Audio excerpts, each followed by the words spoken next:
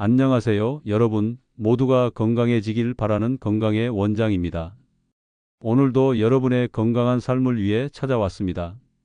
여러분, 단백질 하면 제일 먼저 떠오르는 음식이 뭔가요? 아마 대부분 계란이라고 하실 겁니다. 맞습니다. 계란은 정말 훌륭한 단백질 공급원이죠. 그런데 말입니다. 제가 30년 가까이 임상에서 환자분들을 만나면서 느낀 건 대부분의 분들이 계란에만 의존하고 계신다는 거예요. 계란만큼 좋은, 아니 어떤 경우엔 계란보다 훨씬 뛰어난 단백질 음식들이 주변에 정말 많은데 말이죠. 특히 요즘 제 외래에 오시는 50대, 60대 분들을 보면 근감소증 때문에 고생하시는 분들이 정말 많아요. 그런데 이런 분들일수록 단백질 섭취에 대한 오해가 많으시더라고요. 의사 선생님, 나이 들어서 고기 먹으면 안 되는 거 아니에요? 콜레스테롤 때문에 계란 하나만 먹어야 하는 거 아닌가요? 아니에요. 절대 아닙니다. 오히려 나이가 들수록 양질의 단백질이 더 필요해요. 오늘은 제가 개인적으로도 직접 섭취하고 있는 다양한 고단백질 음식을 알려드리고요. 더 중요한 건 이걸 어떻게 조합해서 먹어야 시너지 효과를 낼 수 있는지, 그리고 잘못 먹으면 어떤 문제가 생기는지까지 상세히 말씀드리겠습니다. 영상 끝까지 보시면 오늘 당장 마트 가서 장바구니에 담고 싶은 음식들이 분명 생기실 거예요. 본격적인 이야기에 들어가기 전에 먼저 근감소증에 대해 잠깐 말씀드리고 싶어요. 왜냐하면 이게 오늘 우리가 이야기할 단백질과 직결되는 문제거든요. 근감소증이 뭔지 아시나요? 30세 이후부터 매년 근육량이 1%씩 감소하는 현상을 말합니다. 별거 아닌 것 같죠?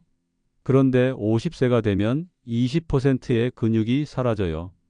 70세가 되면 무려 40%가 사라집니다. 제가 외래에서 만나는 환자분들을 보면 근감소증이 단순히 근육만의 문제가 아니에요. 근육이 줄어들면 기초 대사율이 떨어져서 살이 찌기 쉬워지고 당뇨병 위험도 높아져요. 그리고 균형 감각이 떨어져서 넘어지기 쉬워지고 한번 넘어지면 골절로 이어지는 경우가 정말 많아요. 더 심각한 건 근육량이 부족하면 면역력도 떨어진다는 겁니다.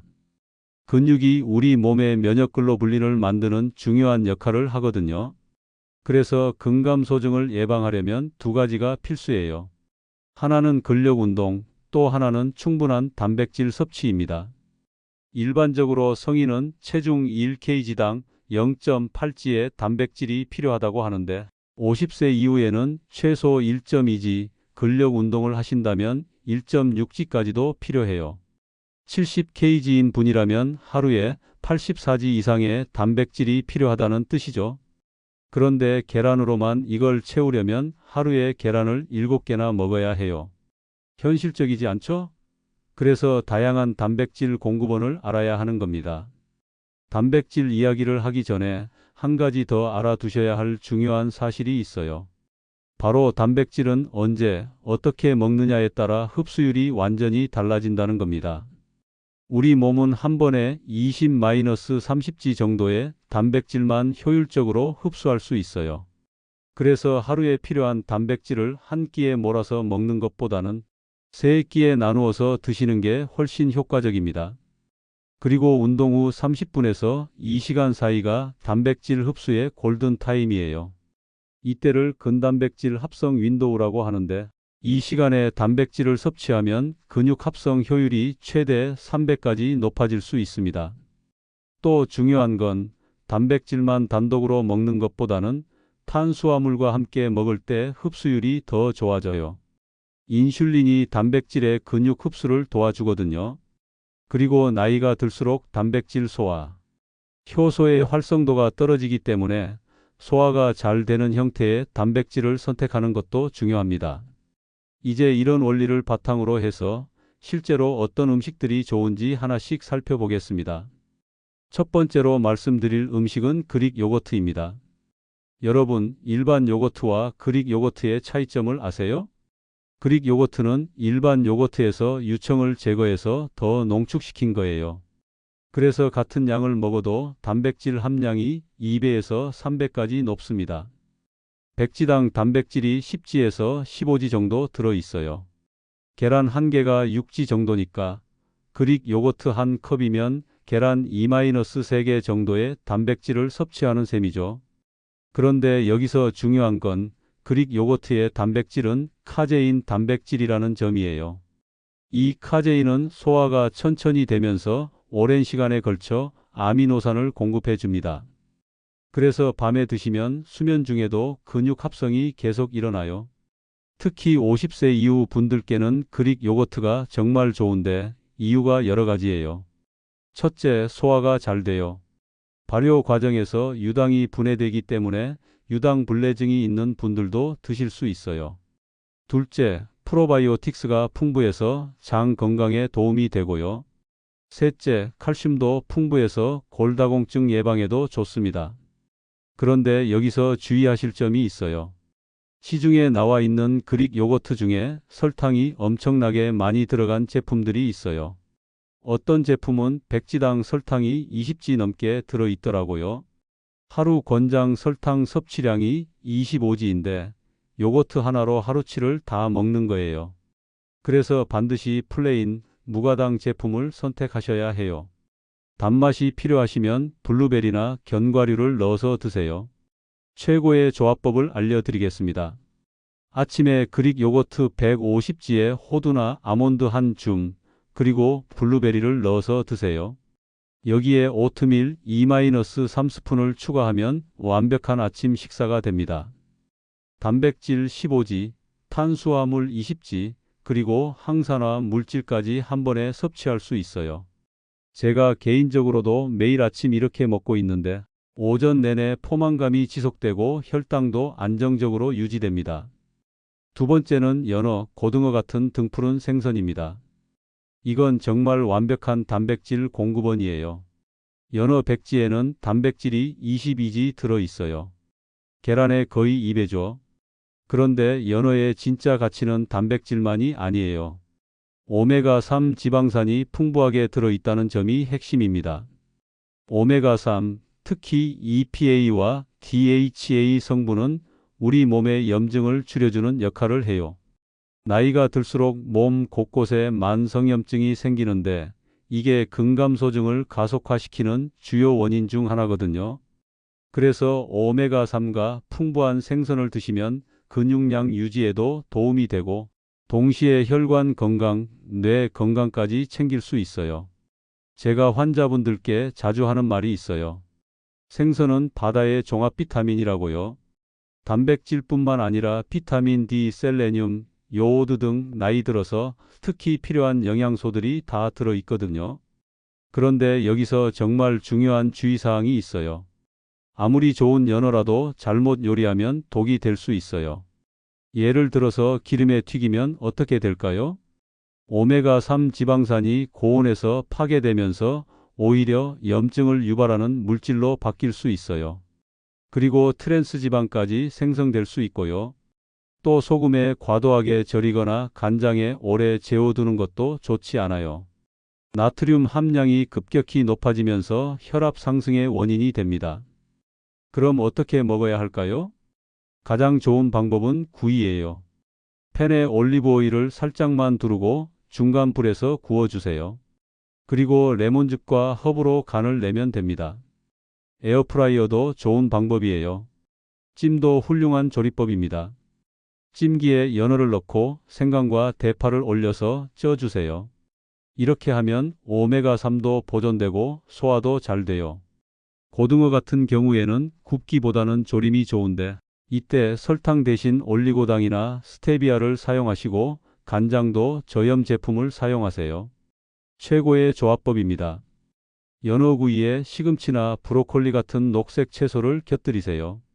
채소의 비타민 K가 연어의 오메가3 흡수를 도와주고 식이섬유가 혈당 상승을 완화시켜줍니다. 여기에 현미나 퀴노아 같은 통곡물을 소량 추가하면 완벽한 식사가 됩니다. 주 2-3회 이렇게 드시면 근육량 유지와 심혈관 건강을 동시에 챙길 수 있어요. 세 번째는 렌틸콩입니다. 렌틸콩은 우리나라에서는 아직 생소하지만 세계적으로는 정말 중요한 단백질 공급원이에요. 렌틸콩 백지에는 단백질이 9지, 그리고 식이섬유가 8지나 들어있어요. 단백질과 식이섬유를 동시에 이만큼 많이 함유한 식품은 정말 드물어요. 제가 당뇨병 환자분들께 렌틸콩을 자주 추천하는 이유가 여기에 있어요. 식이섬유가 풍부해서 혈당 상승을 천천히 만들어주거든요.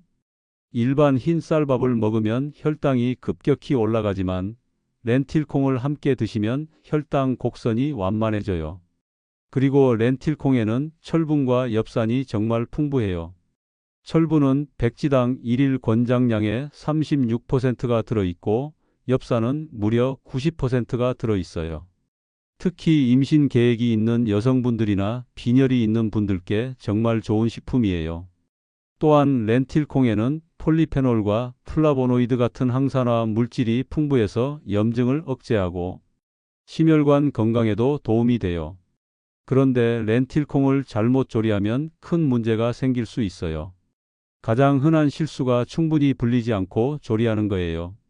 렌틸콩에는 렉틴이라는 성분이 들어있는데 이게 충분히 가열되지 않으면 소화를 방해하고 가스를 유발할 수 있어요. 심한 경우에는 폭통이나 설사를 일으킬 수도 있고요. 그래서 렌틸콩은 반드시 최소 4시간, 가능하면 하룻밤 정도 물에 불린 다음에 조리하셔야 해요. 그리고 완전히 익을 때까지 푹 끓여주세요. 조리법을 자세히 알려드릴까? 먼저 렌틸콩을 깨끗이 씻은 다음 물에 불려주세요. 빨간 렌틸콩은 4-6시간, 초록 렌틸콩은 8시간 정도가 적당해요. 그 다음에 압력솥에 넣고 물을 콩의 3배 정도 부은 다음 15-20분 정도 끓여주시면 됩니다. 일반 냄비로 하실 때는 40-50분 정도 끓여야 해요. 중간중간 물을 보충해 주시고 완전히 부드러워질 때까지 조리하는 게 중요해요. 최고의 조합법을 말씀드리겠습니다. 렌틸콩 카레를 만들어 드세요. 렌틸콩에 토마토, 양파, 마늘을 넣고 카레 가루로 간을 내서 끓여주시면 정말 맛있는 한 끼 식사가 됩니다. 여기에 현미밥이나 퀴노아를 곁들이면 완전 단백질이 완성돼요. 또 다른 방법은 렌틸콩 수프예요. 렌틸콩에 당근, 샐러리, 양파를 넣고 채소 육수로 끓여주세요. 마지막에 시금치를 넣으면 철분 흡수율도 높아지고 색깔도 예뻐져요. 렌틸콩은 일주일에 2-3회 정도 드시면 혈당 관리와 근육량 유지에 정말 도움이 될 거예요. 다음은 호박씨와 햄프시드 같은 씨앗류입니다. 작은 씨앗이지만 영양가는 정말 엄청나요. 호박씨 백지에는 단백질이 30지이나 들어있어요. 이건 닭가슴살보다도 높은 수치예요. 햄프시드는 더 놀라워서 31지까지 들어있고요. 그런데 씨앗류의 진짜 가치는 단백질만이 아니에요. 호박씨에는 아연이 정말 풍부해요. 아연은 우리 몸의 면역 기능과 단백질 합성에 꼭 필요한 미네랄인데 나이가 들수록 결핍되기 쉬운 영양소거든요. 호박씨 30지만 먹어도 하루 필요한 아연의 20% 이상을 섭취할 수 있어요. 그리고 마그네슘도 풍부한데 마그네슘은 근육 수축과 이완에 꼭 필요한 미네랄이에요. 마그네슘이 부족하면 근육 경련이 생기기 쉽고 수면의 질도 떨어져요. 햄프시드는 오메가3와 오메가6 지방산의 비율이 완벽해요. 보통 우리가 오메가6는 과도하게 섭취하고 오메가3는 부족하게 섭취하는 경우가 많은데 햄프시드는 이 두 지방산의 비율이 30일 정도로 이상적이에요. 그런데 여기서 정말 중요한 주의사항이 있어요. 씨알류는 칼로리 밀도가 매우 높아요. 호박씨 백지 559칼로리예요. 한 줌 정도 먹는다고 생각하고 무심코 많이 드시면 하루 칼로리를 훨씬 초과할 수 있어요.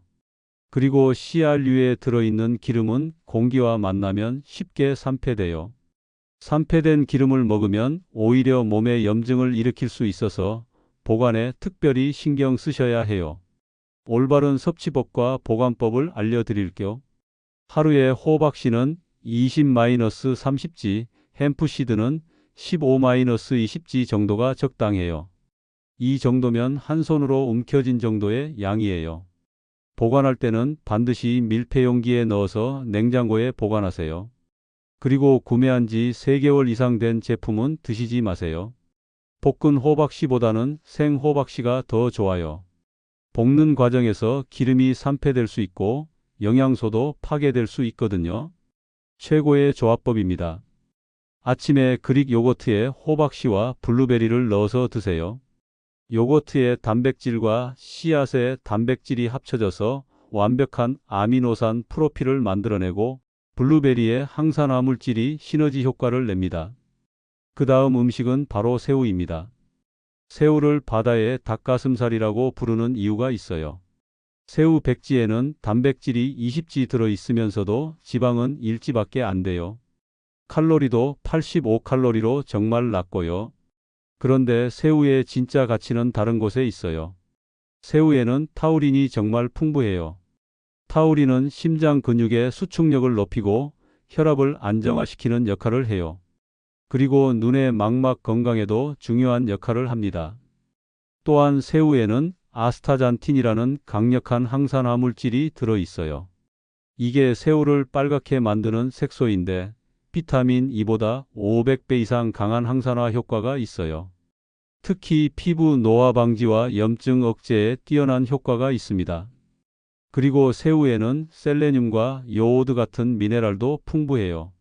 이런 미네랄들은 갑상선 기능과 면역력 유지에 꼭 필요한 영양소들이에요. 그런데 새우에 대한 오해가 정말 많아요. 가장 흔한 오해가 콜레스테롤 때문에 새우를 피해야 한다는 건데 이건 완전히 잘못된 정보예요.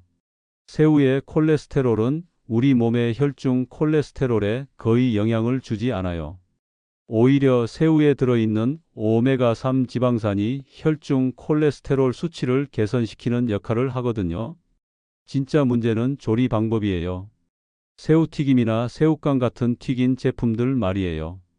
튀기는 과정에서 지방 함량이 5-600까지 증가하고 트랜스 지방까지 생성될 수 있어요. 올바른 조리법을 알려드릴게요. 가장 좋은 방법은 찜이에요. 찜통에 새우를 넣고 생강과 대파를 올려서 쪄주세요. 이렇게 하면 새우의 영양소가 그대로 보존되고 소화도 잘 돼요. 구이도 좋은 방법이에요. 팬에 올리브 오일을 살짝 두르고 마늘과 함께 볶아주세요. 마지막에 레몬즙을 뿌려주시면 비린내도 없어지고 비타민 C도 보충할 수 있어요. 삶는 것도 간단하고 좋은 방법이에요. 끓는 물에 소금을 넣고 새우를 넣어서 3-4분만 삶으면 돼요. 너무 오래 삶으면 질겨지니까 주의하세요. 최고의 조합법입니다. 새우 샐러드를 만들어 드세요. 삶은 새우에 아보카도, 토마토, 오일을 넣고 올리브 오일과 레몬즙으로 드레싱을 만들어 주세요. 새우의 단백질과 아보카도의 건강한 지방, 채소의 비타민이 완벽한 조화를 이룹니다. 새우 볶음밥도 좋은데 이때 현미를 사용하시고 채소를 많이 넣어주세요. 단백질과 탄수화물, 비타민을 한 번에 섭취할 수 있어요. 다음은 메밀입니다. 메밀을 곡물이라고 생각하시는 분들이 많은데 사실 메밀은 씨앗이에요. 그래서 일반 곡물보다 단백질 함량이 훨씬 높아요. 메밀 백지에는 단백질이 13지 들어 있어요. 현미가 7지, 퀴노아가 14지인 것과 비교하면 상당히 높은 수준이죠. 그런데 메밀의 진짜 가치는 루틴이라는 성분에 있어요.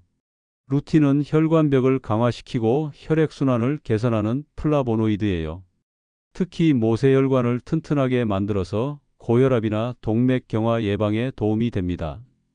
그래서 예전부터 메밀국수를 건강식품으로 여겨왔던 거죠. 또한 메밀은 글루텐이 전혀 들어있지 않아서 글루텐에 민감한 분들도 안심하고 드실 수 있어요. 소화도 잘 되고 혈당 상승도 완만해요. 그런데 여기서 정말 중요한 문제가 있어요. 시중에 파는 메밀국수 제품들을 보시면 대부분 메밀 함량이 30-40% 정도밖에 안 돼요. 나머지는 밀가루가 들어가 있는 거죠. 심지어 어떤 제품은 메밀이 20%도 안 들어 있더라고요. 이런 제품들은 메밀의 건강 효과를 전혀 기대할 수 없어요. 오히려 글루텐과 정제 밀가루 때문에 혈당이 급격히 올라갈 수 있고요. 그럼 어떻게 구별해야 할까요? 제품을 살 때 반드시 원재료명을 확인하세요. 메밀 100% 또는 메밀 함량 80% 이상이라고 명시된 제품을 선택하셔야 해요. 색깔로도 어느 정도 구별할 수 있는데 진짜 메밀국수는 회갈색을 띠어요. 너무 하얀 메밀국수는 밀가루가 많이 들어있을 가능성이 높아요. 조리할 때도 주의사항이 있어요. 메밀국수를 삶을 때는 너무 오래 삶지 마세요. 메밀의 루틴 성분이 물에 용해되어 버릴 수 있거든요. 적당히 삶아서 찬물에 헹군 다음 드시면 됩니다. 그리고 메밀국수 육수도 중요해요. 시중 육수는 나트륨이 너무 높으니까 가능하면 멸치와 다시마로 직접 우려낸 육수를 사용하세요. 최고의 조합법입니다. 메밀국수에 삶은 계란과 김을 올려서 드세요. 메밀의 식물성 단백질과 계란의 동물성 단백질이 합쳐져서 완전 단백질이 되고 김의 미네랄이 영양학적 가치를 더욱 높여줍니다. 메밀전병도 좋은 선택이에요. 메밀가루로 전을 부칠 때 달걀을 넣으면 단백질 함량이 더욱 높아져요. 마지막은 병아리콩입니다. 병아리콩은 중동 지역에서는 정말 중요한 주식인데 우리나라에서는 아직 많이 알려지지 않았어요. 하지만 영양학적으로는 정말 뛰어난 식품이에요. 병아리콩 백지에는 단백질이 8지, 식이섬유가 8지 들어있어요. 단백질과 식이섬유가 동시에 이만큼 풍부한 식품은 정말 드물어요. 특히 중년 이후 체중 관리에 탁월한 효과가 있어요.